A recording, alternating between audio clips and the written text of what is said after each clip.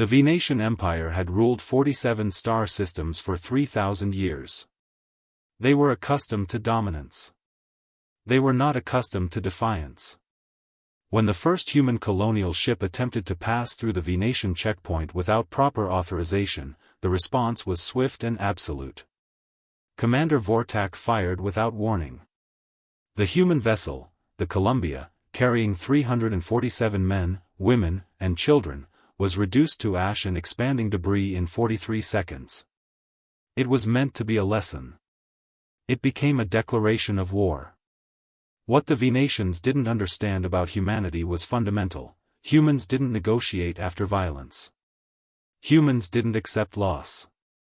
Humans didn't move on. When you killed their people, you didn't teach them fear. You activated something ancient and primal.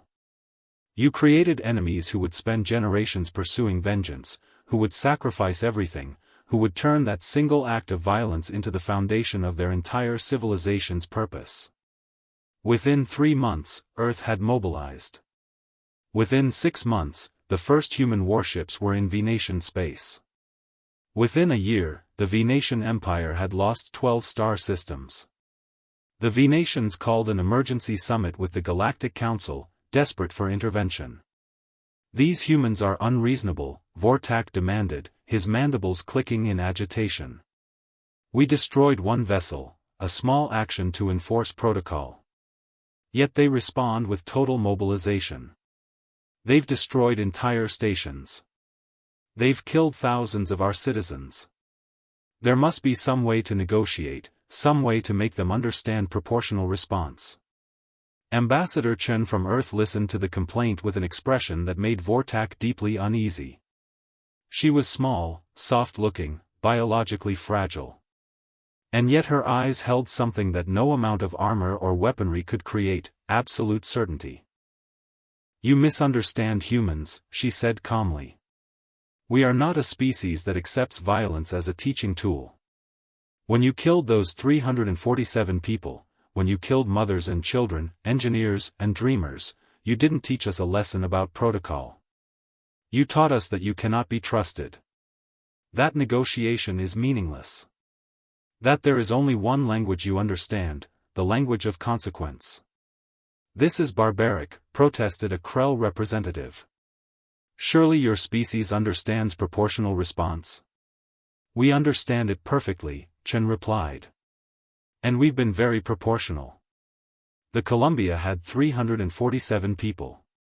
We've destroyed 7 Venetian stations, killed approximately 2,000 soldiers, and seized control of strategic systems. We could have killed millions.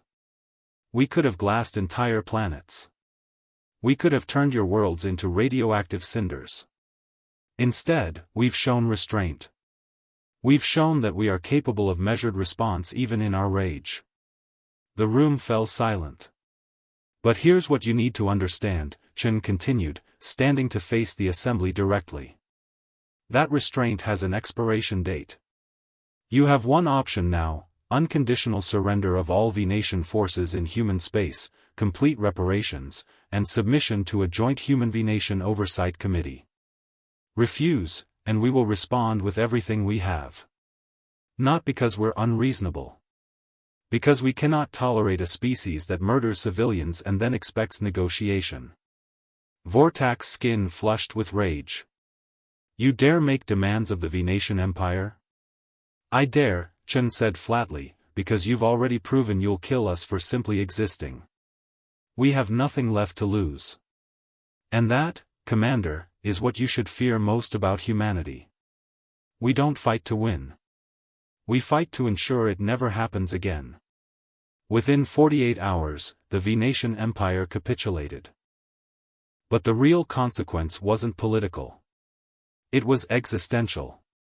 Every species in the Galactic Council learned a single, unchangeable lesson: you do not commit violence against humans. Not because humans were the strongest, the Zarati could have crushed them militarily. Not because humans were the most advanced, the collective intelligence surpassed them technologically. But because humans responded to violence with something no amount of military advantage could overcome: unwillingness to stop. The V-nations had expected to teach humanity a lesson about power dynamics. Instead, they had taught the entire galaxy that humanity's true superpower wasn't strength or intelligence. It was the absolute refusal to forgive an act of violence. Over the next century, human space became the safest region in the galaxy. Not because humans had the biggest weapons, though they eventually did. But because every species understood that the price of aggression against humanity was too high. The price was obsession. The price was generations of dedicated pursuit. The price was having an entire civilization decide that your destruction was worth any sacrifice. 347 dead. One destroyed ship. One commander's moment of arrogance. It had transformed Earth from a curious new species into the galaxy's greatest deterrent to violence. And humanity had learned something crucial about itself: they were not a species to be trifled with. Not because they were naturally aggressive, but because they were fundamentally unable to accept that violence against their people would go unanswered. In the end, the V-Nation Empire's greatest legacy wasn't conquest or culture. It was the warning they had written in ash and debris: do not attack humanity. They will not stop until you understand the full weight of what you've done. That warning echoed across 1,000 star systems, spoken in the silence of ships that never attacked, in the treaties signed without negotiation, in the careful distance maintained by every species that had learned the hard way what it meant to cross humanity's line. Kindly like and subscribe channel. Thank you.